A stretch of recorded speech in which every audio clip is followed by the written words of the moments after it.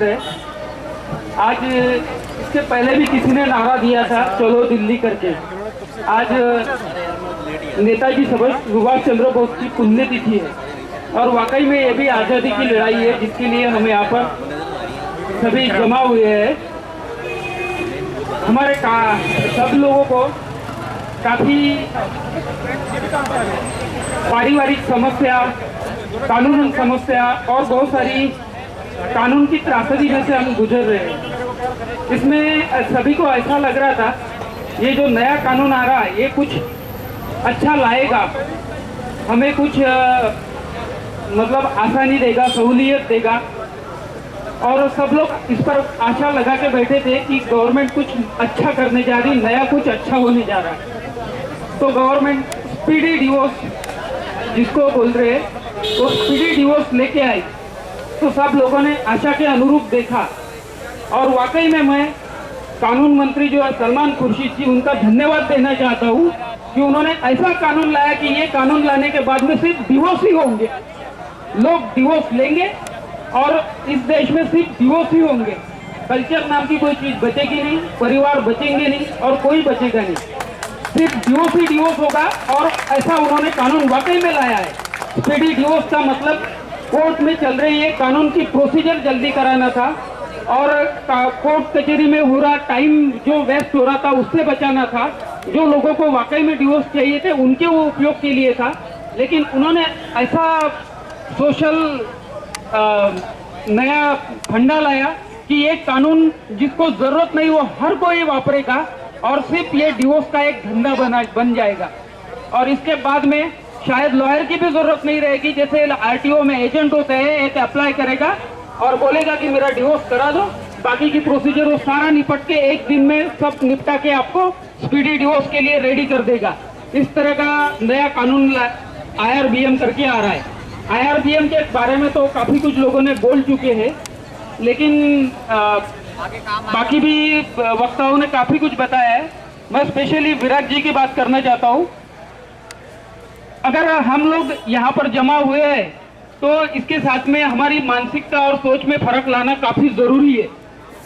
जब भी कानून की बात निकलती है तो या कानून की या किसी भी तरह की, तो उसमें सबसे पहला विषय होता है महिला। और उसमें भी अगर आगे जाना जाएंगे आप तो महिला बोला तो बहन, माता, ये ना ही होता, सिर्फ विषय होता है पत्नी। वुमेन प्रोटेक्शन एक्ट के नाम पर जितने एक्ट बने हैं सभी वाइफ प्रोटेक्शन एक्ट बने हैं, कोई वुमेन प्रोटेक्शन एक्ट बना ही नहीं है। डोमेस्टिक वायलेंस बना तो वो किसी सिस्टर या किसी के लिए है नहीं, वाइफ कोई लेडीज के ऊपर डोमेस्टिक वायलेंस अप्लाई नहीं कर सकती। उसी तरह से IRBM जो लॉ लाया जा रहा है, ये भी लॉ इतना मतलब घटिया लॉ है कि जब कोई लॉ बनता है तो या किसी को अधिकार देने की बात आती तो सबसे पहले समाज के वीकर सेक्शन का विचार किया जाता है। जब एक परिवार का विचार किया जा रहा तो इसमें जो ओल्ड एज पेरेंट्स है, ओल्ड एजेड लोग हैं जिन्होंने कंट्रीब्यूशन करा है आपके लिए, आपको पढ़ाया है, आपको बनाया है, आपको खड़ा करा है, और जो लोग रिटायरमेंट के बाद में क्या करेंगे, उनका क्या कंट्रीब्यूशन है, इसका तो इसमें कोई विचार ही नहीं है, कहीं दूर दूर तक आता पता नहीं है। इसके बाद में जो डिपेंडेंट है आपके ऊपर में, माइनर्स है, उनके बारे में कोई सोच विचार ये कानून में करा नहीं है। सीधे सीधे दो टुकड़े कर दिए, क्योंकि पत्नी आपके साथ में रह रही तो उसका आधा अधिकार और आपका आधा अधिकार, और वो भी वन साइडेड ही है। पत्नी ने अगर कुछ कमाया तो आपको तो मिलना नहीं है वो। लेकिन इसके बाद में घर में जो समस्याएं क्रिएट होंगी, बाकी लोगों का क्या, घर परिवार क्या पति पत्नी है। इस तरह से नए सोच के साथ में एक कानून लाया है, और ये अगर कानून पारित होता तो उसके बारे में तो मैं बोलूंगा नहीं क्या प्रॉब्लम होने वाले हैं। मेरा मानना है कि 10 साल में अगर इस तरह का ही अगर चलता रहा तो 10 साल बाद शादी नाम के इसके लिए कोई जगह ही नहीं है। शादी एक मतलब सौदा बन के रह गया है। आज भी शादी करना मतलब एक बहुत बड़ी तकलीफ है, त्रासदी है। शादी के लिए मैं किसी को आज भी हिम्मत नहीं जुटा सकता कि मुबारक हो आपकी शादी हुई है बोलने की, मैं हिम्मत ही नहीं जुटा सकता।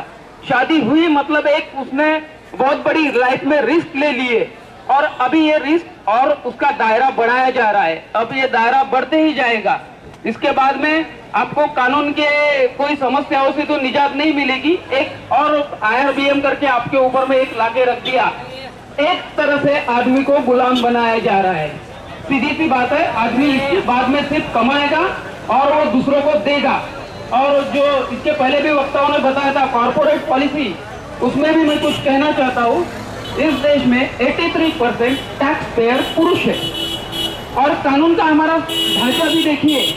बच्ची जब पैदा होती है वो बच्ची को सारे अधिकार है, बाद में उसके एजुकेशन के लिए भी गवर्नमेंट ने प्रावधान किए, पढ़ाई के लिए भी प्रावधान किए। अगर लड़की कहीं जाती है, कुछ करती है, कुछ भी करती है, तो कोई पिता या कोई भी घर का व्यक्ति उसको रोक तो कुछ नहीं कर सकता। लेकिन अगर उसकी शादी नहीं होती तो पिता की जिम्मेदारी है। उसके बाद में अगर उसकी शादी हुई तो वो पति की जिम्मेदारी है। उसके बाद में भी वो लाइफ टाइम किसी न किसी की जिम्मेदारी बनाई है। तो क्या महिलाएं इस देश में कोई कंट्रीब्यूशन ही नहीं देती?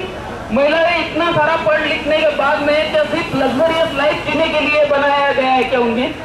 अगर इस तरह का अगर कानूनी सिस्टम अगर चलता रहा, एक उसके आगे की स्टेज है कि उनको 50% प्रॉपर्टी राइट दो, लेकिन कहीं पर भी रिस्पॉन्सिबिलिटी महिलाओं के ऊपर में डाली ही नहीं गई है और कोई भी रिस्पॉन्सिबिलिटी कानून लाना नहीं चाहता है।